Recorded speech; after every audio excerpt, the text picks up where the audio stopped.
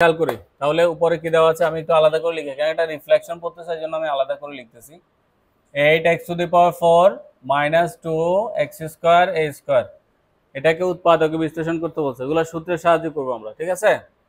তাহলে এখানে কি কমন আছে দেখো তো, 2 আছে না এখানে, 2 দিয়ে কি 8 কে ভাগ করা যায়, যায় নিঃসন্দেহে, তাহলে আমরা 2টা কমন নিতে পারি, পারি না। তারপর দেখো এখানে x², এখানে x⁴, তাহলে x² কমন নিতে পারবো, তার মানে 2x² কমন নিলাম। 2x² কমন নেওয়ার মানে হচ্ছে এটাকে এটা দিয়ে এটাকে ভাগ করব। তাহলে দেখো 2 দিয়ে যদি আমরা 8 কে ভাগ করি তাহলে কত হবে, 4। x⁴ থেকে x² চলে আসলে আর কি থাকবে এখানে, x² বা ভাগ করলে বাদ যাবে, x⁴ থেকে x² চলে গেলে আর x² থাকবে, মাইনাস এটা হচ্ছে এটা, দেখো 2x² পুরাটা চলে আসবে এখানে, 2x² আসলে কি থাকবে আর a², এটুকু বুঝছি সবাই। তার মানে এটা থেকে আমরা 2x² কমন নিলাম, কমন নেওয়ার পরে দেখো এখানে সূত্র করব, তাহলে 2x² এর জায়গায় 2x² আমরা একটা সেকেন্ড ব্র্যাকেট ইউজ করব, সেকেন্ড ব্র্যাকেট ইউজ করার পরে এটাকে একটু ভাঙাবো, 4x² মানে 2x² লেখা যাবে, 2x², 2 দুগুণে 4 আর x², ঠিক আছে। আচ্ছা, মাইনাস আর a² দিয়ে এভাবে লিখতে পারি।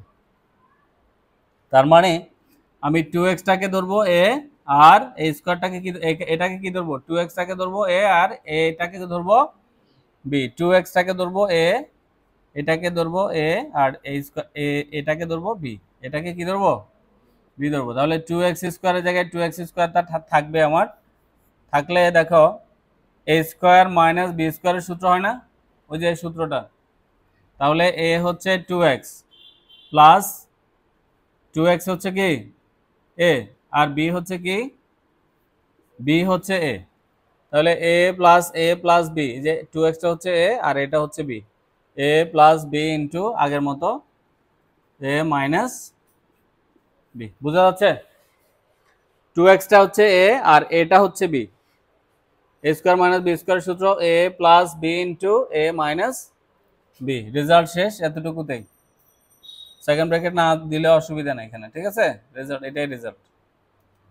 তাহলে ফার্স্ট ব্র্যাকেট উঠে দিলে 2x², 2x plus a into 2x minus a, এটাই রেজাল্ট, ঠিক আছে, বুঝছি সবাই, তুলে